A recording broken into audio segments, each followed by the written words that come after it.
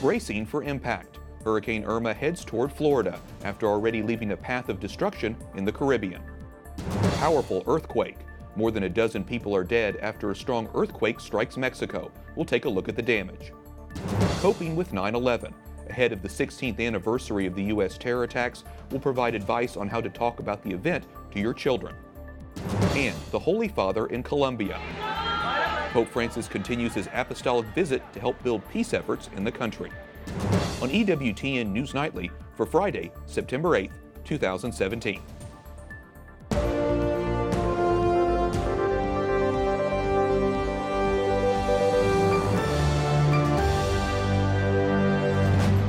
Good evening, and thank you for joining us for News from a Catholic Perspective. I'm Wyatt Goolsby in for Lauren Ashburn.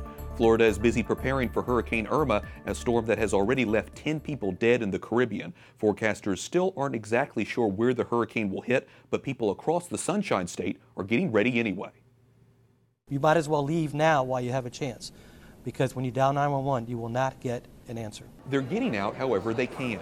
Travelers stood in line for hours at airports, while drivers waited at gas stations, some of which ran out of fuel.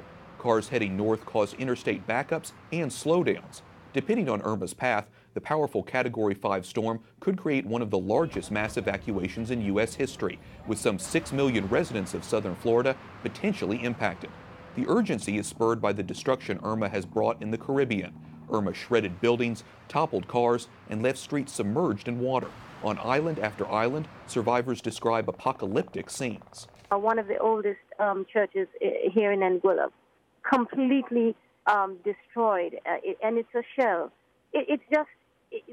The magnitude is just, it's I keep saying incomprehensible, because that's what we're seeing on the ground. These stories and the aftermath of Harvey in Texas have the southeastern coast of the U.S. taking Irma very seriously. The president said the government is prepared. He tweeted, "Hurricane Irma is of epic proportion, perhaps bigger than we've ever seen. Be safe and get out of its way if possible. Federal government is ready." Last night, the vice president hosted a congressional delegation from Texas to thank them in the wake of Harvey. And we particularly want to commend the skill and the courage and the selflessness of first responders at every level in Texas who saved lives. And late this morning, the House backs a $15.3 billion disaster aid package to help victims of Hurricane Harvey. Texas Congressman and Catholic Michael McCall says he's already seen help pour in from across the country. An outpouring of support from faith-based groups and Catholic charities and people wanting to help. And we had so many people calling, sending things to us, and communities coming together to help their fellow man. That is a message of Christ. 90 Republican representatives voted against the aid package since it also increases the nation's debt limit. The bill now heads to the president's desk for his signature. And another hurricane continues to gain strength in the Atlantic. Jose became a Category 4 hurricane this morning. A hurricane watch is in effect for the islands already battered by Hurricane Irma. Jose is not expected to be a threat to the U.S. mainland. In Mexico, at least 32 people are dead following the strongest earthquake to hit the country in a century. The magnitude 8.1 quake shook Mexico's southern coast and was felt as far as Mexico City and Guatemala City. It hit in the middle of the night when many people were sleeping. Hundreds of buildings collapsed or were damaged, and power was cut at least briefly to nearly 2 million people.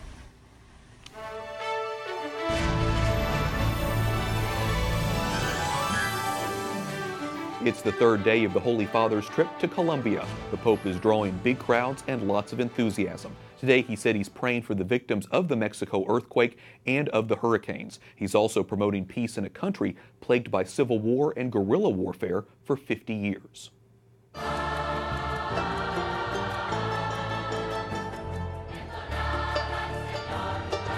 It was a highly symbolic day for the pontiff as he headed to the city of Villavicencio, in the heart of an area that was once held by Marxist rebels.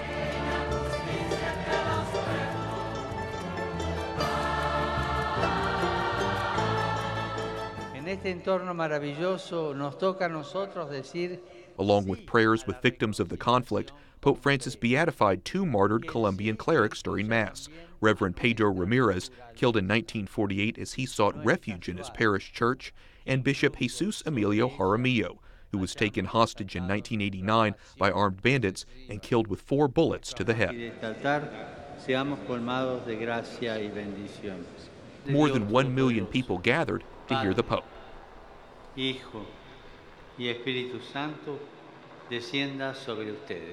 At the end of another packed day, the Holy Father greeted the faithful gathered outside the Vatican embassy, where he is staying.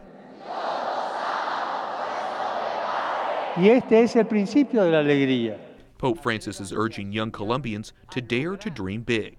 A ese sueño grande, yo hoy los invito. The political violence in Colombia has left more than 250,000 people dead and millions displaced. Tomorrow, Pope Francis heads to Medellin, where he'll say Mass for seminarians and members of religious orders. Irma threatens U.S. shores with hurricane-force winds, while North Korea threatens with missiles. President Trump contends with both as he holds his 4th cabinet meeting, this time at Camp David. Correspondent Mark Irons reports from the White House. Good evening, Mark. Good evening, Wyatt. The president will receive briefings at Camp David on Hurricane Harvey recovery efforts and preparations for Hurricane Irma. South Korea has expressed real concern about another danger this weekend, something that's also on the president's radar. South Korea worries about its unruly neighbor, saying North Korea may launch another intercontinental ballistic missile tomorrow to celebrate its founding anniversary. Good afternoon. White House Press Secretary Sarah Huckabee Sanders says President Trump will be closely monitoring the situation from Camp David in Maryland. Despite the crippling sanctions the U.S. has imposed on North Korea, the message doesn't seem to be getting through. On Sunday, the North carried out its 6th and most powerful nuclear test to date. The country claims it detonated a thermonuclear weapon built to travel on a missile that analysts say could reach U.S. cities like Los Angeles and Chicago. Trump denounces North Korea for behaving badly and warns all U.S. options are on the table. I would prefer not going the route of the military, but it's something certainly that could happen. Hopefully we're not going to have to use it on North Korea. If we do use it on North Korea, it will be a very sad day for North Korea. Defense Secretary Jim Mattis will join the president Saturday at Camp David. The retired general confident the U.S. missile defense system can handle potential threats. Mr. Secretary, if North Korea fires a missile this weekend against the United States or threatens its allies, will you shoot it down? We'll deal with it. South Korea says it is also boosting its security by adding more launchers to its high-tech defense system. Wyatt? Mark, realistically, are countries still trying to find a peaceful solution to this North Korean crisis? Yes, the president of France calls on the international community to put more pressure on North Korea, especially China. The hope is that North Korea will return to the negotiating table. Wyatt? Correspondent Mark Irons at the White House. Thanks, Mark. Conservatives celebrate President Trump's newest judicial picks. The 16 nominees would fill open seats in district and appellate courts. Capitol Hill correspondent Jason Calvey joins us with more on what these new picks mean for the future of the country. Good evening, Jason. Wyatt, some lawmakers say the president's judicial picks will be his longest-lasting legacy. That's because they serve for life. I was a yes vote. Arizona Republican Trent Franks praises President Trump's judicial picks. People to the bench that will apply the Constitution rather than try to rewrite it every time they sit down for a case. And their tenure will literally last a lifetime, something Senate Majority Leader Mitch McConnell celebrated earlier this summer. The president knows this is a way to have an impact on our country far beyond his tenure in office. So they're looking for Gorsuch-like nominees for every one of these circuit judge vacancies, and I assure you we're going to confirm them. But so far the Senate has only confirmed a handful of Trump's judicial nominations, even though there are 144 openings. Conservative court watcher Carrie Severino blames Democrats. We've seen the Democrats trying to put the brakes in the process, using a lot of procedural gimmicks and techniques to slow things down, but the fact of the matter is judges are retiring faster than we can replace them. President Trump nominated 16 people to federal judgeships yesterday, including Deputy White House Counsel Gregory Katsas.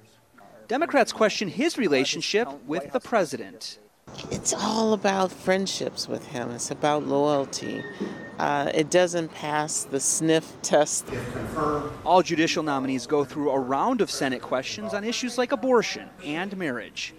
As we first reported this week, Democrats questioned if Catholic nominee Amy Barrett's faith would cloud her decisions. Catholic Republican Pete King tells me that's just wrong.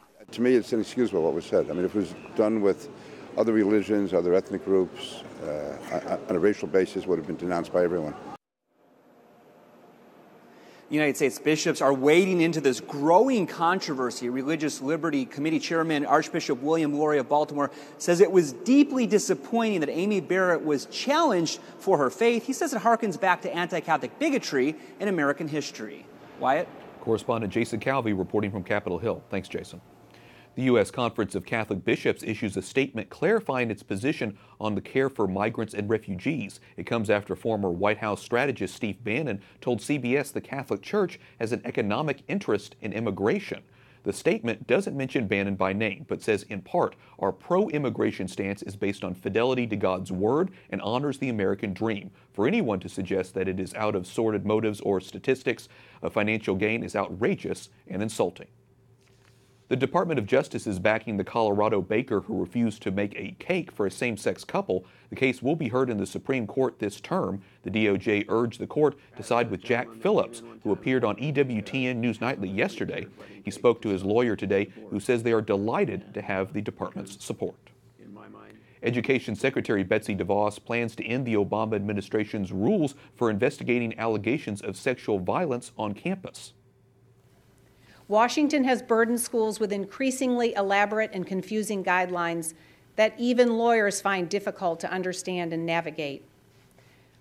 DeVos says Title IX has failed many students and done a disservice to everyone involved. The department will seek public comment and university expertise to develop rules to replace the current policy. Lawmakers in Britain begin debate on the European Union withdrawal bill. The legislation is a key part of the government's plans to remove Britain from the EU after more than 4 decades of membership. The country leaves the bloc in March of 2019. A Spanish vessel brings 230 refugees to Italy this morning. The migrants were taken from a rescue vessel run by a Spanish humanitarian group. As of September 3rd, nearly 100,000 migrants have been rescued on the Libya-Italian sea route this year. Pope Francis has been calling for an end to the persecution of Christians in the Middle East. E invito a pregare affinché l'Iraq trovi nella riconciliazione e nell'armonia. At this papal audience back in March, the Holy Father encouraged the faithful to pray for peace in Iraq, where hundreds of thousands of Christians have been displaced by ISIS. Later this month in Rome, church leaders will gather to discuss how to help displaced Christians return to their homeland. Joining us now from Rome is Alessandro Monteduro, Director of Aid to the Church in Need in Italy, a group that is helping Christians in Iraq rebuild their communities. Alessandro, tell our viewers what your group Aid to the Church in Need is doing to help Christians in Iraq rebuild. Certainly it's important maybe to precise what we did up to now for the Christians persecuted in Iraq. For the last 3 years, we spent 30 million euros to permit them to remain in Iraq, to remain first of all in Kurdistan, in Erbil, in Duhok, in the villages close Iraq. Now for us the challenge is to permit them to come back, to return to the villages, to the Christian villages, to Karakosh, to Mosul, after the liberation from Daesh. What are the main difficulties your group faces and what are its biggest achievements so far? It's obviously it's a big challenge. For me, it's absolutely is now to say, like maybe from the fall of the Berlin Wall since 1989, this is the most important challenge for the Christianity, for the Christians all over the world. Never in the last 27 years we did something so strong, so big. We have to permit at around about 100,000 people, Christians, to return to the Nineveh plan. Now, I understand leaders from the region will be gathering in Rome. What are you hoping they will achieve? We are organizing, we are organizing now the next 28th of September. An important, I think, one of the most important conference or meeting to create the right awareness all over the world about this drama of the Christians persecuted. It is such an important initiative, and I'm sure our EWTN viewers are going to continue to pray for that meeting and for all of the Christians in need. Alessandro Monteduro, Director of Aid to the Church in Need in Italy, thanks so much for talking with us. Thank you. Thank you to you. Coming up, a controversial list of hate groups in the U.S., why conservative organizations are lumped in. Plus, we'll tell you who's fighting for the release of videos made by pro-life activist David Daleiden.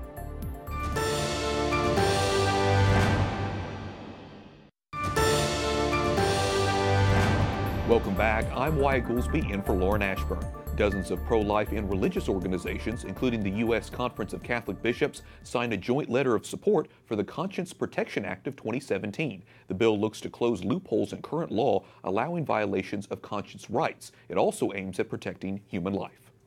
Attorneys general in 20 states urged the Supreme Court to allow the release of videos made by pro-life activist David Daleiden and his group, the Center for Medical Progress. The requests ask for an order be lifted so the group can release the videos showing the alleged sale of baby body parts by Planned Parenthood and other groups. Daleiden is facing felony charges in California for recording people without permission. New York's ban on assisted suicide will stand after the state's highest court rejected arguments from terminally ill patients who say they should have the right to seek life-ending drugs from a doctor. The Court of Appeals ruled yesterday state lawmakers had a rational reason for passing the ban. The Media Research Center and Family Research Council are asking the mainstream media to stop using a map created by the Southern Poverty Law Center. The map is easily accessible on the Civil Rights Organization's website. The map shows where hate groups are located across the country, but some watchdog groups also note the map includes legitimate conservative organizations. Our next guest explains why this is dangerous. Joining us with a closer look at the issue is Katie Yoder, Associate Culture Editor at the Media Research Center, a conservative media watchdog group. So Katie, what exactly is the problem with the map? Explain it to me.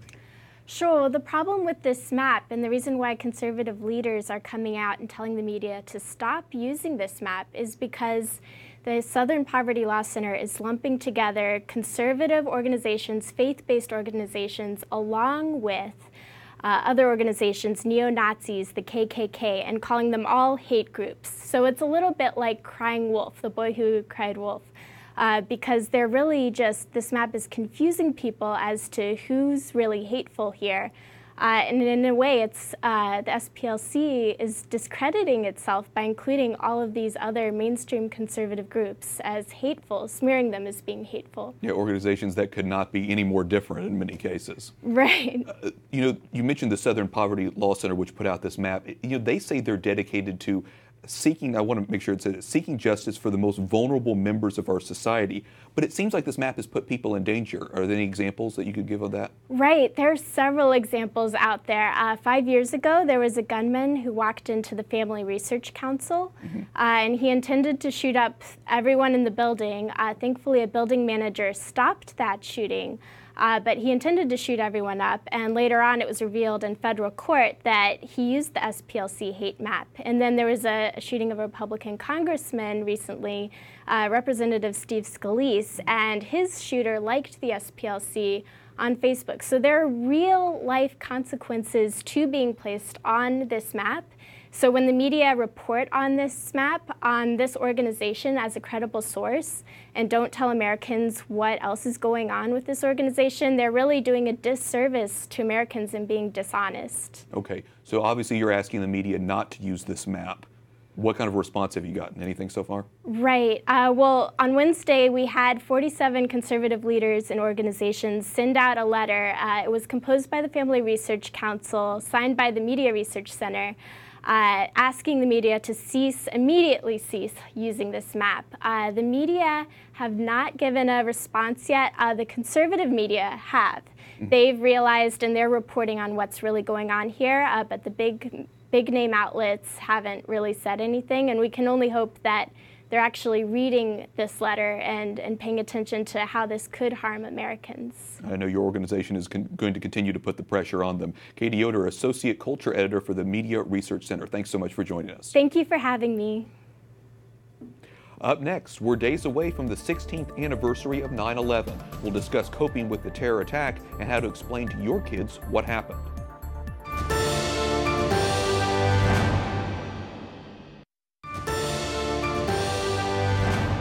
Today, the church honors the birth of Jesus' mother with the Feast of the Nativity of the Blessed Virgin Mary. The church has celebrated the feast since the 6th century. Welcome back. I'm Wyatt Goolsby in for Lauren Ashburn. Monday marks the 16th anniversary of the September 11th terror attack on the United States. Many adults still vividly remember that day, but America's youth have little or no memory of the tragedy. Joining us via Skype from New York City is Jay Winnick. He's the co-founder and executive vice president of 9/11 Day Observance and My Good Deed, a group that advocates for and promotes a day of service on September 11th. Jay, tell us about your personal connection to 9/11 and why you founded 9/11 Day Observance. Well, my brother Glenn Winnick was an attorney at the law firm Holland & Knight, whose offices were located just 2 blocks from the World Trade Center. But for 20 years, Glenn was a volunteer firefighter and an EMT in our hometown on Long Island. And so he had the skills and the experience and frankly, the guts to step forward and race into the World Trade Center after the planes hit to save lives, to save the lives of people that he didn't know. And of course, that is what first responders do, and that is why, one of the many reasons why they're so special. And so Glenn perished when the South Tower collapsed, and the work that I do in helping to co-found, along with my colleague and friend David Payne, the 9/11 Day Observance is really in Glenn's honor. It sounds like Glenn died a hero in that case. How can parents, Jay, tell me, how can parents talk to children too young to remember that tragic day, and how do you explain to them how Americans responded afterwards?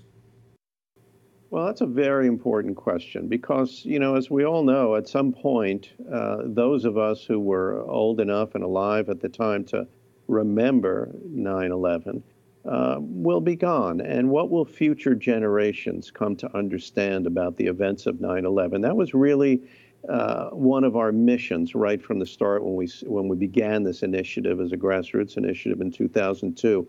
How will future generations understand the day, and what will they take from the lessons that we all learned? So we set about to make 9/11 a day of doing good deeds, and it is reflective of, it is reminiscent of the way we all came together as a nation and focused on our common humanity in the aftermath of those attacks, of the attacks. So these are important lessons that parents can teach their kids right now. Pretty incredible mission, incredible message and way to recognize those who died in 9/11. Jay Winnick, co-founder and executive vice president of 9/11 Day Observance. Thanks so much for speaking with us. Thanks for having me. To find volunteer opportunities and ideas that might interest you and your community, visit 911day.org. Finally tonight, final touches are being made in Worcester, Massachusetts for the EWTN Family Celebration. The free event features some of your favorite EWTN hosts, items from the religious catalog, and Holy Mass. It's taking place Saturday and Sunday. If you'll be in the area and want to learn more, visit EWTN.com/family celebration. And we thank all of you, our EWTN viewers, for supporting us in our newscast. For the entire EWTN News Nightly team, I'm Wyatt Goolsby. We'll be back here Monday for more news from a Catholic perspective. Good night, and God bless.